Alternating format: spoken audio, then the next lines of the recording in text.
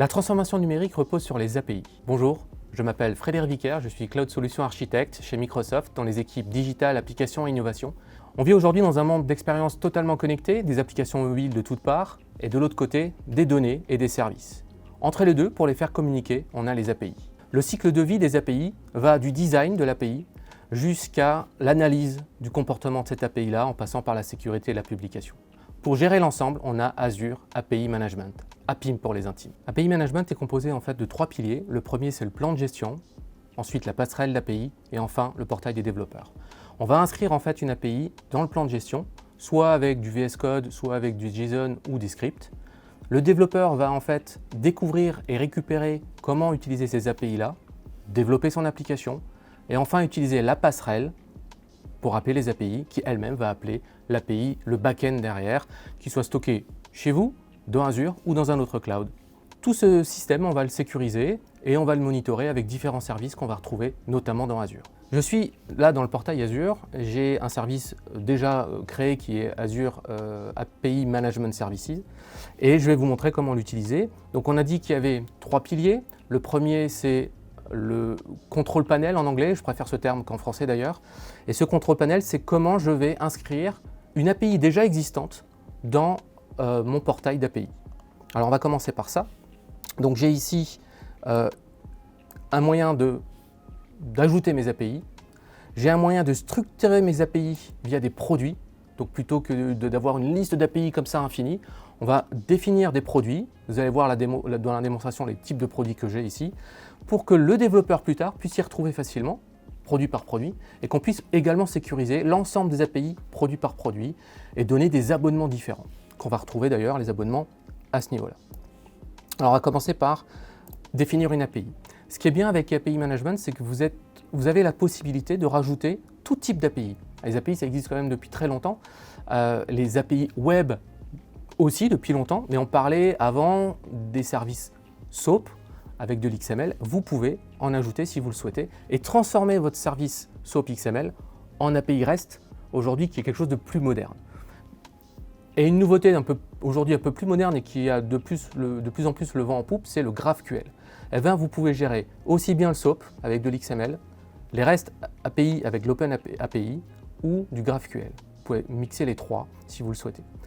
Alors, j'ai un peu triché, je vais vous montrer. Moi, je suis tout dans Azure. Donc, j'ai déjà une API qui fonctionne et qui est hébergée dans une fonction Azure. Et je peux directement, avec API Management, ou l'intégrer, la lier directement. Donc, si je clique sur fonction API, je peux naviguer dans mes API, dans mes fonctions, et directement l'affecter. Alors, en plus, il fait ça très très bien. C'est-à-dire qu'il ne vous prend pas juste le Swagger, c'est-à-dire l'Open API, pour ajouter la définition de votre API. Il va créer un back-end derrière, dans API Management. Mon back-end, mon API s'appelle Middle Earth API. Je suis un fan du Seigneur des Anneaux. Il y en a beaucoup, c'est Star Wars. Hein. Moi, c'est le Seigneur des Anneaux. Mais donc, j'ai créé une API qui va vous permettre de récupérer l'ensemble des personnages du Seigneur des Anneaux. Cette API, elle est dans une fonction. Et en la rajoutant dans mon API Management, ça crée un back-end. Et je ne sais pas si vous le savez, mais pour appeler une API, une fonction, il faut donner un code. Et ce code, c'est le secret. Je n'ai pas forcément envie de le voir un peu partout traîner. Donc, ce back-end est relié à une URL qui est là. Et cette URL est reliée à des propriétés et notamment la clé de l'API. Une fois que j'ai validé, alors je l'ai déjà fait, automatiquement, j'ai validé la création ou le lien vers cette API. J'ai ici une API Middle Earth API. On a aussi Echo API. Echo API, c'est l'API par défaut que fournit API Management pour tester justement. Donc, si je vais dans Middle Earth API, je vais avoir l'ensemble de mes méthodes. Donc là, c'est du REST. Donc, je vais avoir du get, du post, du put, de l'update. J'ai fait simple pour la démo, qu'un get, très simple, pour qu'on se focalise sur une seule méthode. C'est la liste des personnages, des caractères en anglais. Donc si je clique là-dessus, je vois sur mon écran qu'on va avoir mon opération. Donc mon URL, ça va être mon API/characters. J'ai une espèce de workflow en entrée. Ça va appeler mon backend, donc mon Azure Function derrière, va revenir. Je peux transformer par exemple le retour. Je vais avoir la liste des personnages. Si je veux rajouter une date de naissance que je n'ai pas tout de suite, je peux le rajouter, appeler une autre API et combiner les deux, si je le souhaite, dans la partie outbound, et renvoyer le résultat au développeur derrière. Pour tester, je peux le faire, j'ai déjà directement une application, une interface de test, je peux envoyer directement la requête.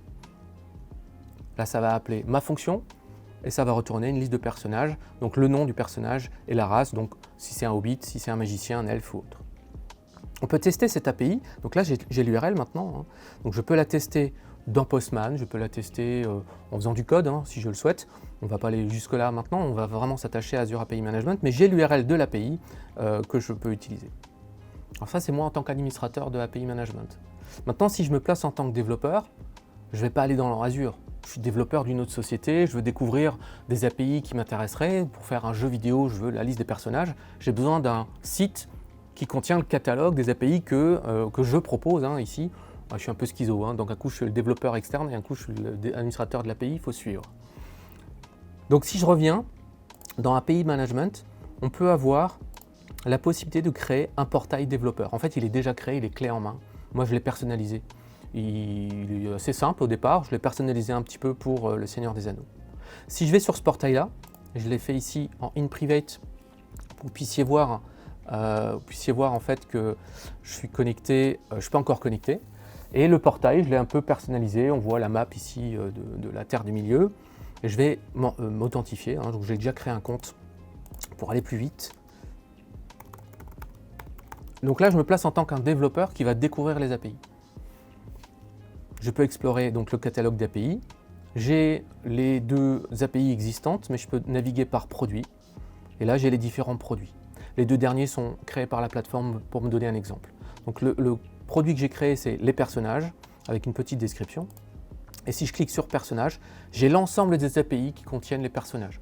Donc là, j'en ai une seule qui me permet de gérer, que j'ai appelé Middle Earth, mais qui pourrait me permettre de gérer l'ajout, la modification, la suppression ou la récupération des personnages de la Terre des Milieux, donc du Seigneur des Anneaux. Et je peux directement tester mon API dans le portail. Je n'ai pas besoin de coder pour le faire. Je vois comment elle fonctionne, je vois l'URL de l'API, j'ai une clé évidemment à passer, donc je peux tester directement là-dedans, et c'est pas mal déjà. Voilà. Donc ce qu'on peut faire sur le portail. Alors, dans ma démo, j'ai déjà mon compte développeur, j'ai déjà fait une demande d'accès au produit, parce qu'en fait, par défaut, on n'a pas accès, il faut faire une demande d'abonnement, et j'ai des clés d'abonnement.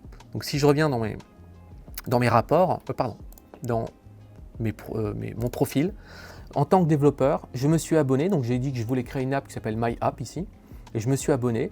L'administrateur côté gestion des API a validé mon abonnement, et j'ai maintenant deux clés qui me permettent d'utiliser les API.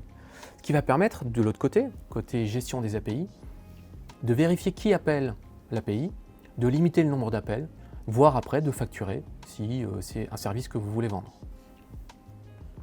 Alors, j'ai également en tant que développeur un petit rapport. Ici. Alors sur les 7 derniers jours, moi je l'ai créé hier, donc ça va être très simple. Le nombre de fois que j'ai fait, le nombre d'appels que j'ai fait, le nombre de fois que ça a fonctionné, le nombre de fois que ça a échoué, de où j'ai fait les appels, donc là de la France, le temps de réponse des API, les données qui ont été transférées, etc. Donc ça c'est en tant que développeur, j'ai toutes ces informations-là, et le gestionnaire des API, donc mon autre côté schizophrène, n'a rien fait pour ça, c'est clé en main dans gestion des API. Si on revient dans la gestion des API, ici, j'ai également attaché un outil de monitoring qui me permet de savoir combien d'API ont été appelés, par qui, quand, avec quel navigateur, si c'est un navigateur, etc., etc. Dernière petite démonstration là-dessus, alors si je vais juste voir quand même dans Postman, je vais faire un appel à l'API que je viens de voir. Ici, voilà, donc si je l'envoie, ça renvoie les résultats. Alors je prends Postman, c'est plus facile pour faire un petit test. Et je vais limiter, cette fois-ci, je ne veux pas que le développeur puisse utiliser l'API plus de 5 fois par minute. Voilà, sur toutes les opérations. Donc je vais rajouter ici une policy, une règle si vous préférez, et je dis je veux limiter le nombre d'appels. Je veux limiter le nombre d'appels à 5 appels par minute, voilà, 60 secondes. Donc toutes les minutes, il pourra rejouer 5 fois. On valide et la règle est créée. Vous pouvez comme ça créer plein de règles que vous souhaitez. Donc on va tester, ce sera le dernier petit démo. Une fois, 2 fois, 3 fois, j'ai toujours le résultat. Et au bout de, voilà, la 5e fois, alors j'ai triché un peu, je ne sais pas combien de fois j'ai fait d'appel, mais globalement au bout de 5 fois, il me retourne une erreur assez connue quand on a atteint une limite de débit, l'erreur 429, et je dois réitérer dans ici quelques secondes. Donc si je refais un envoi, dans cette fois-ci 40 secondes. Voilà rapidement comment on peut faire. J'inscris mon API, je crée un catalogue d'API, j'ai un portail pour les développeurs, j'ai un workflow pour l'inscription des développeurs et je peux limiter ou étendre les fonctionnalités des API si elles n'ont pas été développées en amont côté back-end. Je vous remercie d'avoir suivi cette vidéo. La prochaine vidéo sera avec Elias et Freddy qui vont nous parler du Cloud Adoption Framework, un sujet qui s'intègre totalement dans la gestion des API. Donc je vous dis à bientôt pour ma part.